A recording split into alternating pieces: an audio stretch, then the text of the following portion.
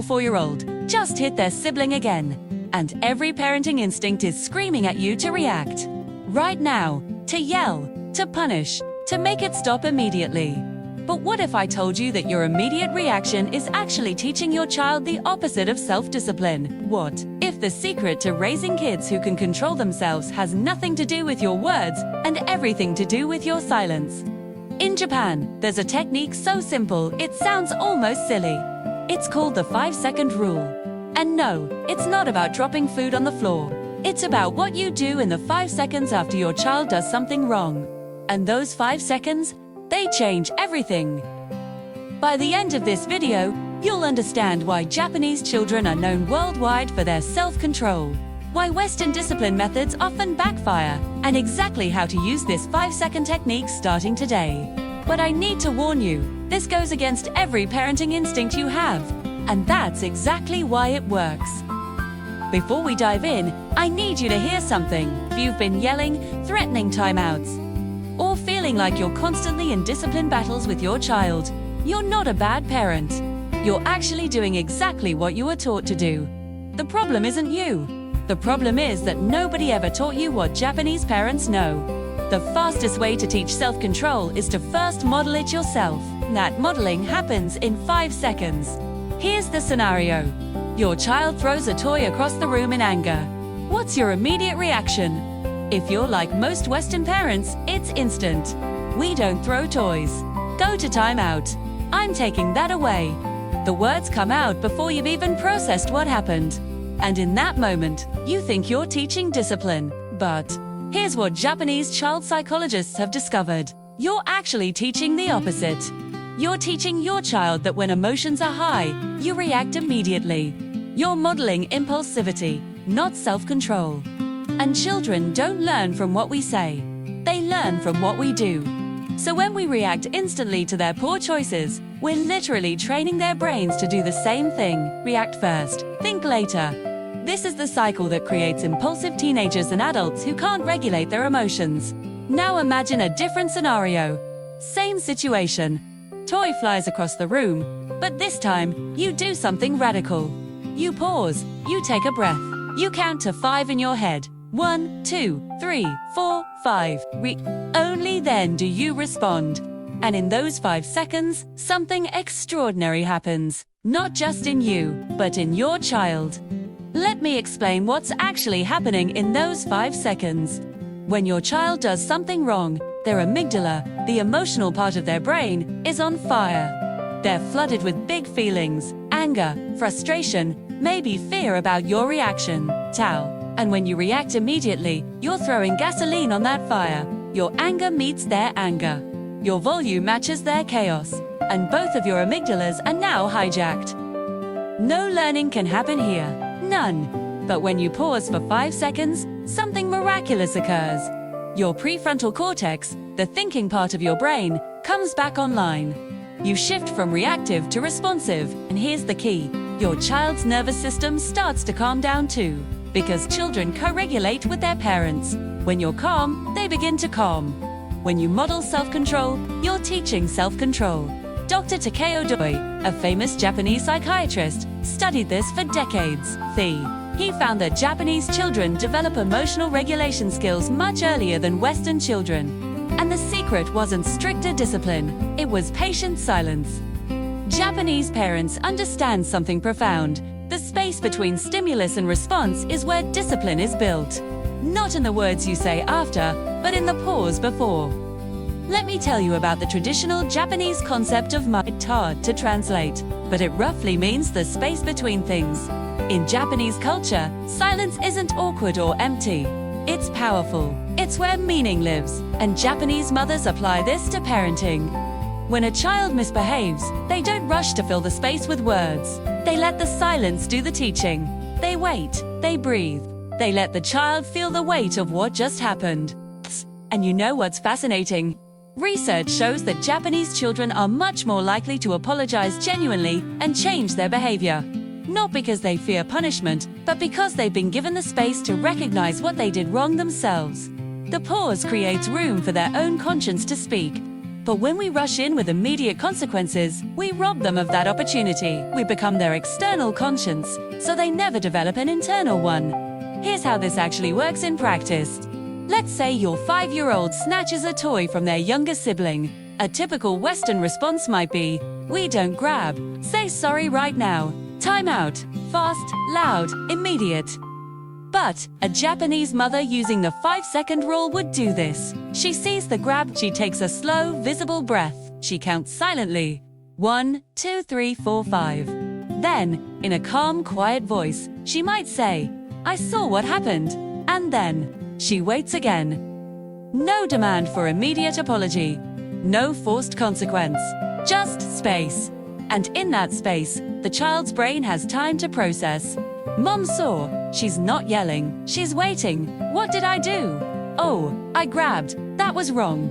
I can feel it. This is internal development of conscience. This is true self-discipline being built. Not obedience through fear, but self-regulation through awareness. Now, I know what you're thinking. But if I don't react immediately, won't my child think it's okay? Won't they just keep doing it? This is the fear that drives immediate discipline. And it's based on a fundamental misunderstanding of how children learn. Children don't learn from our speed. They learn from our consistency and our modeling. When you react instantly, you're teaching. When something bothers you, explode immediately. When you pause, you're teaching.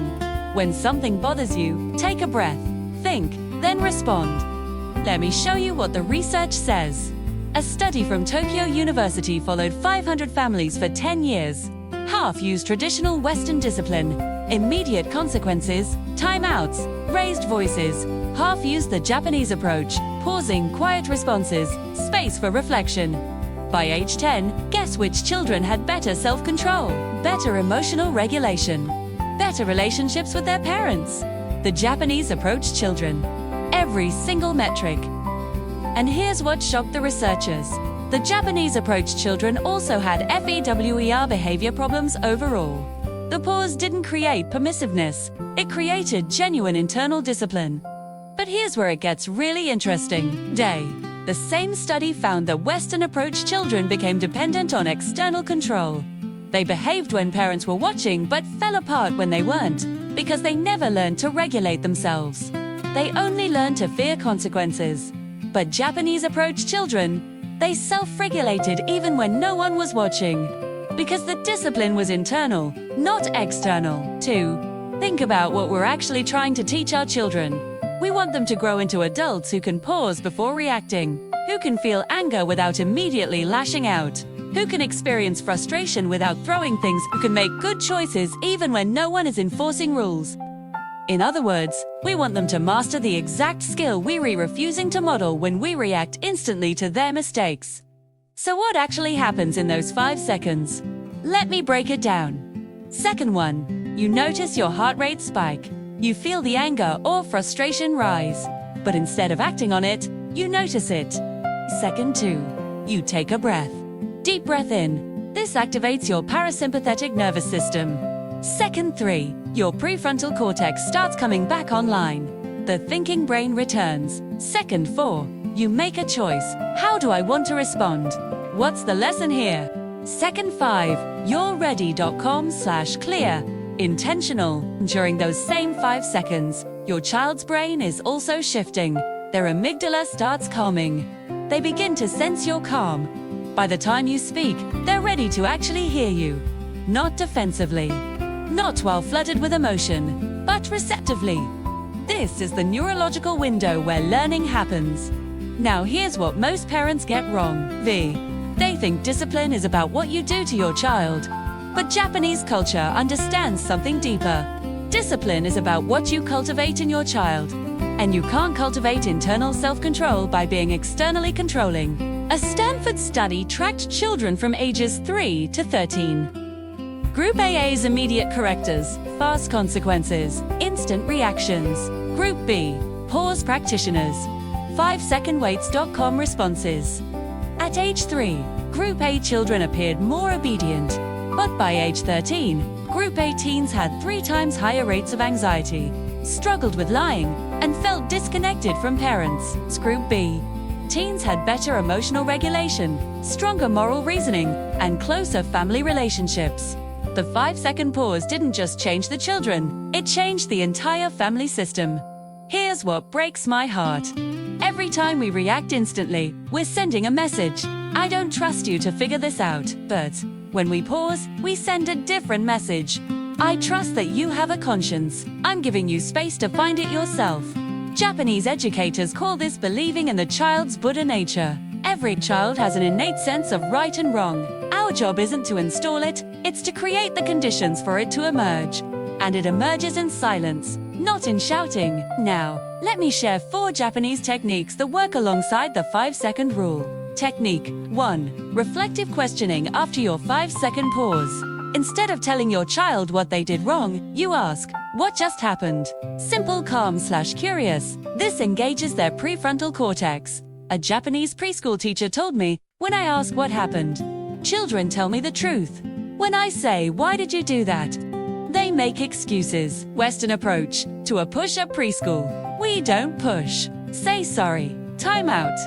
Japanese approach. Teacher sees the push, breathes, counts to 5, kneels down. What happened just now? Pause. I pushed Hannah. What do you think Hannah felt? Pause. Sad. What could you do now? The child figures it out themselves. That lesson stays because it came from inside them. Technique 2. Silent presence. Sometimes, the most powerful response is no words at all. Just your calm presence. When a child has a tantrum, Japanese mothers simply sit nearby, silent, calm, present. The child's amygdala is firing, but they look over and see you. Steady. Breathing.com. Your nervous system becomes a lighthouse in their storm. This is co-regulation in action. I watched this at a Tokyo preschool. A 3-year-old melting down over blocks. The teacher sat 3 feet away, breathing calmly. 2 minutes, the crying slowed. The boy looked at her. She smiled softly. No words. He took a breath. She nodded. 5 minutes later, he was building again. She never said a word, but she taught him everything. Technique 3. Natural consequences with reflection. A child breaks a toy in anger. The toy is broken. No replacement. But instead of "I told you so," pause, then say, "The toy is broken now. How do you feel about that?" Wait. This teaches your actions have results, not if you're bad, you're isolated. Japanese culture calls this hansei of reflection, not punishment, just sitting quietly and thinking. Technique 4. The repair. Sport. Western culture demands immediate apology. Japanese culture cares about repair. You knocked over your brother's blocks. What could you do to help? The child thinks, maybe rebuild together. Action teaches empathy more than forced words. I watched a girl accidentally knock paint on another's artwork. The teacher paused. What can you do? The girl helped make a new one. 20 minutes later, she said genuinely, "I'm sorry." Real remorse, not words forced by pressure. How this adapts by age. Toddlers. 1, 2, 3. The pause is mostly for you. They can't reflect deeply yet, but they sense you're calm. After 5 seconds, I won't let you hit. Hitting hurts. Simple, firm, kind. Preschoolers 3 to 5. After pause, ask simple questions. What happened? How do you think she felt? Tore. One mother told me, I asked my 4-year-old, is this a kind choice? She always knows. She just needs space to access it. Elementary 6 to 8. Their prefrontal cortex is developing rapidly. After pause, what were you feeling before that happened? What could you do differently? Then wait. Japanese teachers wait up to 2 minutes. That silence is where deep thinking happens. Tweens. Teens 9+. The pause becomes critical. After 5 seconds, I'm worried about what I'm seeing. Can we talk? Not your grounded conversation instead of confrontation. A Japanese teacher told me about a student with dyed hair against rules. She paused, then said, tell me about it. They talked, found a solution, maintained relationship. What about dangerous situations? But what if my toddler runs toward the street? In true danger, act immediately. Grab, stop, protect. But after the danger, still pause before responding emotionally. You've stopped them. You're safe. Now pause. 5 seconds. Let your heartbeat slow. Then kneel. That was scary. Cars are dangerous. I need you to hold my hand. Can you do that? Calm, clear, connected. Let me tell you about Gaiman enduring difficulty with patience and dignity. Japanese parents teach it by modeling it. When you pause, instead of exploding, you're demonstrating Gaiman children. Absorb this, compare this to Western children who watch parents react instantly. Yell when angry. Then we wonder why teens can't handle emotions. But Japanese children watch their parents pause, breathe, endure discomfort without acting on it. This becomes the foundation of adult emotional intelligence. A mother in our community tried this for 2 weeks. The first 3 days were torture, but I counted. By day 4, my 7-year-old spilled juice. I felt anger rise. Before I got to 3, he said, "I'm sorry, Mum, I'll clean it up." That's the power. It changes how your child responds to themselves. Now, let me paint you 2 pictures 10 years from now. Picture 1. Sarah, the instant reaction child. When Sarah was 3, every tantrum meant immediate timeouts, raised voices. At 8, she sits at dinner, stares at her plate, lies about her test grade. Why? She learned mistakes equal anger, so she hides. By 13, the lying gets worse. Not because she's bad, but because the pattern was set at 3. Her parents wonder, "We were so strict. Why is she like this?" But the question is, what did we model? Picture 2. Yuki, the 5-second pause child. When Yuki was 3, tantrums were met with pauses. His mother would breathe, count, then ask, "What's happening?" At 8, he tells his dad, "I said something mean to Ethan. I feel bad." His dad pauses.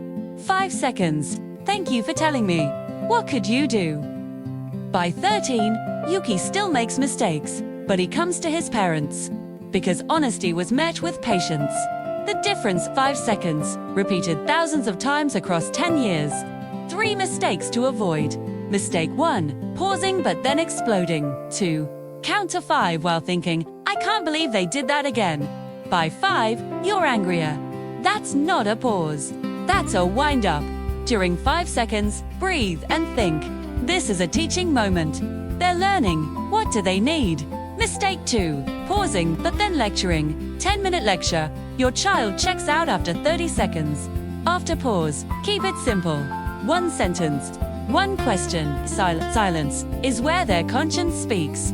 Mistake 3, expecting instant change. You try once, they misbehave again, you quit. But patterns take time. Research shows 60 consistent repetitions to form new pathways. That's 2 months. Be patient. How to start today. Step 1. Choose 1 recurring situation. Morning battles, sibling fights, bedtime. Just 1. Step 2. For kids 4 and up, explain. When I'm upset, I'm going to take 5 breaths. You might see me counting. Step 3. Count visibly. 1, 2, 3, 4, 5. Your child will recognize it. Eventually they'll do it too. Step 4. After pause, use 1 technique. Ask what happened, or sit silently nearby, or let natural consequences happen, or guide repair. Step 5. When you mess up, come back. I didn't pause. I'm still learning too. Powerful modeling. A father told me his 6-year-old was angry at him. She stopped, held up her hand. "Daddy, I need to count to 5 first." She counted, then said calmly, "I'm upset you said, no park." She'd internalized it. At 6, that's generational change. Bears. A Japanese concept called ikuji, the art of raising children. But it also means self-cultivation, because raising children is raising yourself. Every time you pause instead of react, you choose who you want to be. Patient instead of impulsive.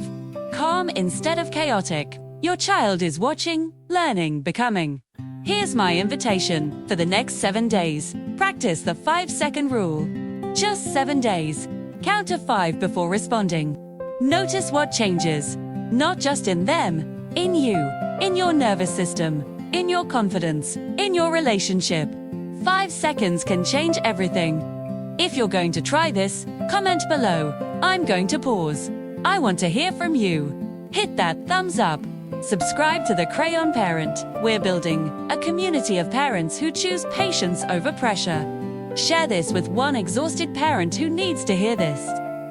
Next week, the Korean concept of Jengin, how it creates unbreakable parent-child bonds. Until then, remember, your child doesn't need a perfect parent. They need a present parent. A parent who can pause, who can breathe, who models that big feelings don't require immediate action. You are that parent. Starting now. 1, 2, 3, 4, 5. Trust the pause. Trust your child. Trust yourself.